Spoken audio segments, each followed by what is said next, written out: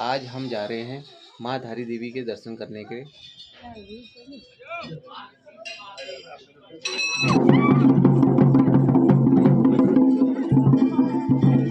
Hello, नमस्ते, प्रणाम, सत श्री अकाल एंड सलाम वालेकुम। दोस्तों, मैं हूं मनोज नेगी, आपका दोस्त एंड होस्ट, और आप देख रहे हैं मेरा YouTube channel blogger Manoj Negi. सबसे पहले मैं आपका स्वागत करता हूं अपने गांव दांतागैर से और इन हसीन वादियों से। आज हम लोग जा रहे हैं माँ धारी देवी के दर्शन करने के लिए। साथ में मेरे मम्मी आरती और खुशांक है। पापा आज नहीं आएंगे क्योंकि घर में लैट्रिन और बाथरूम का काम लगा हुआ है, तो वहाँ पे भी एक आदमी रहना ज़रूरी है। फिर कभी पापा जाएंगे। बाकी साथ में 2 भाभियाँ भी आ रही हैं जिनको मार्केट तक जाना है, जो हमारा मार्केट है तिलबड़ा, तो वहाँ तक जाना है, तो वो भी हमारे साथ जाएंगे। बाकी आज क्या क्या होता है दिन में खास, देखते हैं क्या मैं आपको दिखा पाऊँगा, और कोशिश करूँगा आपको माँ धारी देवी के बारे में, उनका मंदिर किस तरीके से स्थापित हुआ वहाँ पे, वो भी आपको स्टोरी उसके बारे में ही बताऊँगा, तो बने रहिए। दोस्तों, यहाँ पे पहाड़ से जो रेत वगैरह निकल रहा है वो गांव वाले इस तरीके से लेके जाते हैं। आगे दिखाता हूँ आपसे। यहाँ से पूरा पहाड़ टूटा हुआ है और यहाँ से जो भी रेत निकलती है वो मकान बनाने के काम पे आती है। और यहाँ पे पहले रास्ता हुआ करता था, जैसे नाली वाला रास्ता है वैसे हुआ करता था यहाँ पे, लेकिन बरसात में टूटने की वजह से वो रास्ता भी नीचे दब गया है।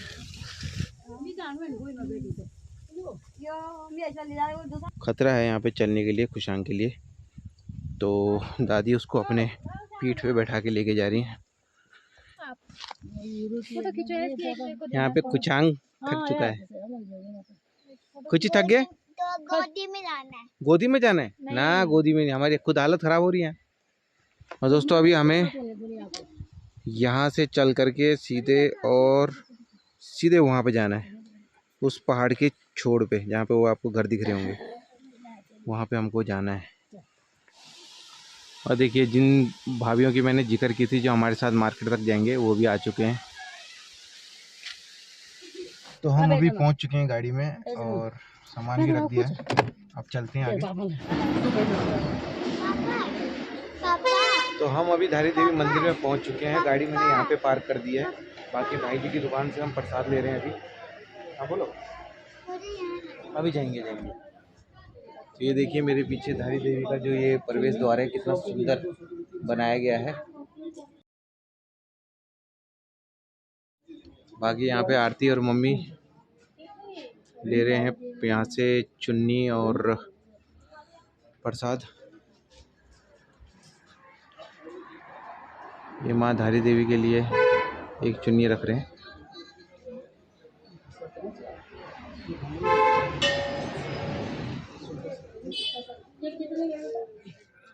तो ये है धारी देवी मंदिर और अभी हमें वहीं जाना है।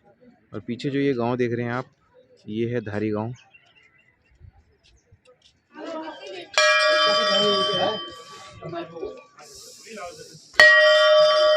चलो अभी जाओ।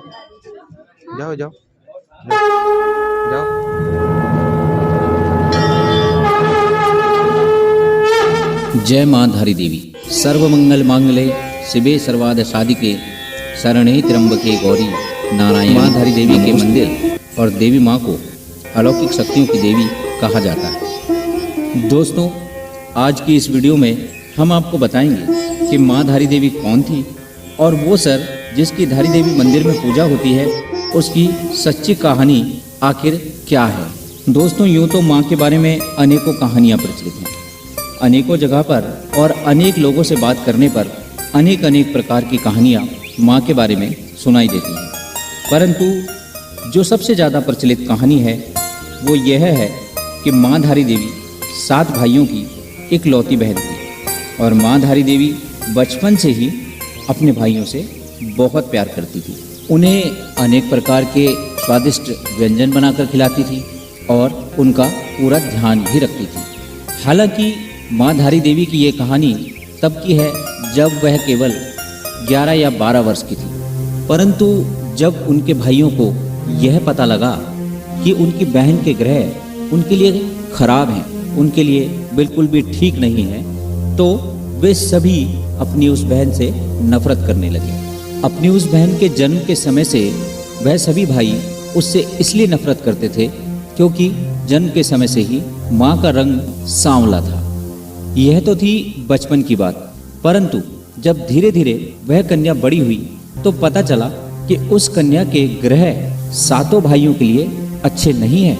इसलिए वे सभी अपनी उस छोटी बहन से नफरत करने लगे। लेकिन वह छोटी बच्ची अपने सभी भाइयों से अत्यधिक प्रेम करती थी, क्योंकि उन सभी भाई बहनों की माँ के गुजर जाने के बाद अपने भाइयों द्वारा ही वह बच्ची अब तक पाली गई थी, तो वह अपने भाइयों को ही अपना सब कुछ समझती थी। धीरे धीरे समय आगे बढ़ा और उस कन्या के 5 भाइयों की मृत्यु हो गई। मात्र 2 शादीशुदा भाई ही बच पाए, परंतु अब उन भाइयों को ये डर सताने लगा कि ये जो 5 भाई हमारे जिनकी मृत्यु हुई है, कहीं उसका कारण हमारी इस बहन के ग्रह तो नहीं, कहीं इसके ग्रहों की वजह से ही हमारे 5 भाई मारे गए। और उन्हें बचपन में पता भी यही चला था कि इस कन्या के ग्रह 7 भाइयों के लिए अच्छे नहीं हैं। 5 भाइयों के मर जाने के बाद बाकी बचे 2 भाइयों को यह डर सताने लगा कि अब कहीं उनकी बारी तो नहीं। तो इसलिए दोस्तों, उन दोनों भाइयों ने यह विचार विमर्श किया। साथ ही साथ उन दोनों भाइयों की पत्नियों ने भी उन्हें यही सुझाव दिया कि इससे पहले कि तुम्हें कोई खतरा हो, इस बहन को मार डालो। दोनों भाइयों को यह बात समझ आ गई। उन्होंने समझ लिया कि अगर हमें जिंदा रहना है तो हमें अपनी इस बहन को मारना पड़ेगा। उन्होंने ऐसा ही किया दोस्तों। रात जब वह छोटी बच्ची जो कि मात्र 12 वर्ष की थी और सो रही थी, उसी वक्त उन दोनों भाइयों ने मिलकर उस बच्ची को गर्दन से काट डाला और रातों रात उस कन्या को उठाकर गंगा जी में फेंक कर आ गए। उस कन्या का सर वहाँ से बहते बहते कलश ओढ़ के धारी गांव के पास आ पहुँचा। सुबह सुबह का वक्त था। वहाँ एक व्यक्ति कपड़े धो रहा था, तो अचानक उसने देखा कि गंगा जी में कोई लड़की शायद डूब रही है। उसने सोचा कि मैं यहाँ जाऊँ तो कैसे जाऊँ, क्योंकि गंगा जी तो पूरे उफान पर थी। अब वह सोच में पड़ गया और सोचने लगा कि क्या करूँ, मैं यहाँ जाऊँ या ना जाऊँ। परंतु माँ भगवती के उस सर ने उस व्यक्ति को आश्वासन दिया कि तू घबरा मत, और जहाँ जहाँ तू पैर रखेगा वहाँ वहाँ मैं तेरे लिए सीढ़ियाँ बना दूँगी और नदी तेरा कुछ नहीं बिगाड़ पाएगी। हिम्मत कर और मुझे बचा। कुछ देर सोचने के बाद उस व्यक्ति ने बिल्कुल वैसा ही किया और देखिए क्या चमत्कार हुआ दोस्तों। जहाँ जहाँ उस व्यक्ति ने कदम दर कदम आगे बढ़ाया, वहीं माँ ने उसके लिए सीढ़ियाँ बना दी। कुछ समय पहले तक वह सीढ़ियाँ दिखाई भी देती थी। उसके बाद उस व्यक्ति ने जैसे तैसे कर माँ के उस सर को उठाया। उठाने के बाद वह चौंक गया कि जिसको मैं एक कन्या समझ रहा था कि वो डूब रही है और मुझे आवाज़ दे रही है, वह तो एक कटा हुआ सर है। फिर माँ ने उसे आश्वासन दिया, घबरा मत, मैं देव रूप में हूँ और मुझे किसी एक पवित्र स्थान पर किसी पत्थर पर स्थापित कर दे। उसने बिल्कुल वैसा ही किया, क्योंकि उसके लिए भी एक किसी चमत्कार से कम नहीं था कि एक कटा हुआ सर उस व्यक्ति को आवाज़ देता है, उसके लिए सीढ़ियाँ बनाता है, तो सच में ये कोई देवी ही है। उस व्यक्ति ने कटे हुए सर को एक पत्थर पर रख दिया। पत्थर पर रखने के बाद उस कटे हुए सर ने अपने बारे में सब कुछ बताया। मैं कौन हूँ, कहाँ से आई हूँ, मेरे साथ क्या घटना हुई, मुझे कैसे मेरे भाइयों ने मारा और मारने के बाद मेरे 2 टुकड़े कर दिए। अपने बारे में ये सब कुछ बताने के बाद उस सर ने पत्थर का रूप ले लिया। उस सर की वहाँ पूजा होने लगी और वहाँ धारी देवी मंदिर बना। और जो धड़ वाला हिस्सा था वह रुद्रप्रयाग के काली मठ में माँ मैठाणा के नाम से प्रसिद्ध हुआ। वहाँ पर भी माँ का भव्य और अलौकिक मंदिर स्थापित हुआ, जहाँ पर माँ का बदन वाला हिस्सा कहा जाता है।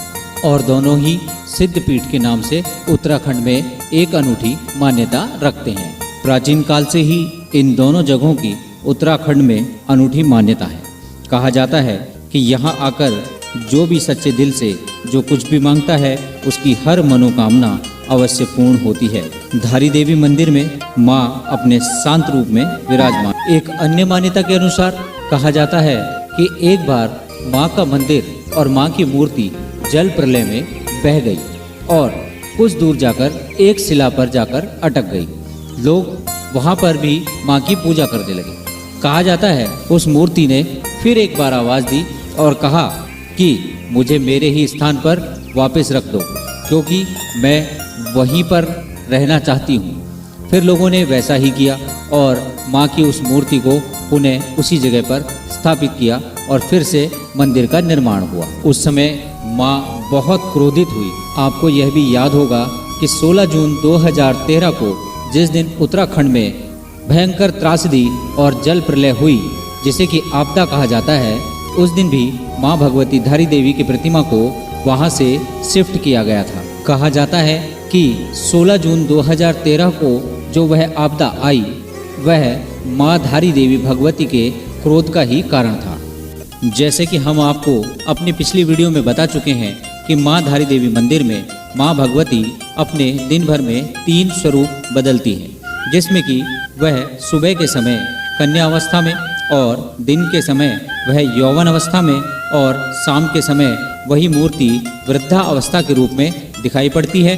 और साथ ही साथ तीनों अवस्थाओं के अनुसार ही माँ भगवती का श्रृंगार होता है। तब से और अब तक माँ भगवती धारी देवी मंदिर में पूजा अर्चना हेतु पांडे जाति के पुजारियों द्वारा माँ को पूजा दी जाती है एवं साथ ही साथ तीनों समय के अनुसार वहाँ पर आरती, गायन, भक्ति गीत और पूरे विधि विधान से पांडे जाति के ब्राह्मणों द्वारा वहाँ पर पूजा अर्चना की जाती है। इस वीडियो के माध्यम से हम आपको बताना चाहते हैं कि ये वीडियो वहाँ के आसपास के लोगों द्वारा सुनाई गई कहानियों को ध्यान में रखकर बनाया गया है।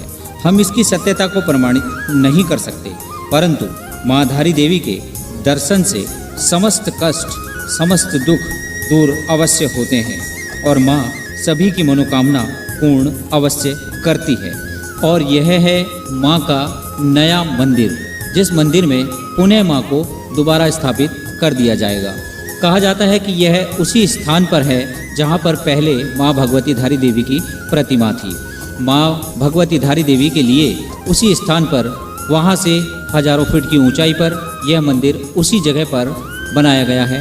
माँ जिस पर्वत पर, जिस पहाड़ पर विराजमान थी, उसी पहाड़ को ऐसे ही वहाँ पर रख दिया जाएगा। माँ को कोई नुकसान नहीं होगा। तो दोस्तों, इस वीडियो को सच्चे दिल से लाइक, शेयर और हमारे चैनल को सब्सक्राइब अवश्य करें।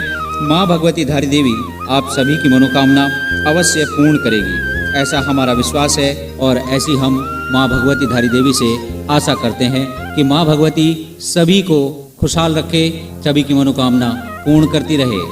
दोस्तों, जय माँ धारी देवी कमेंट बॉक्स में अवश्य लिखें और अपने सभी मित्रों को माँ भगवती के इस वीडियो को अवश्य शेयर करें।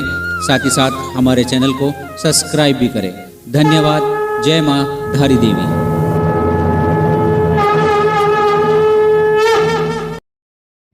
तो दोस्तों, धारी देवी की मंदिर के दर्शन करने के बाद अब हम आ चुके हैं एक ढाबे में दिन का खाना खाने के लिए, और इसी के साथ इस वीडियो को भी यहीं तक रखते हैं।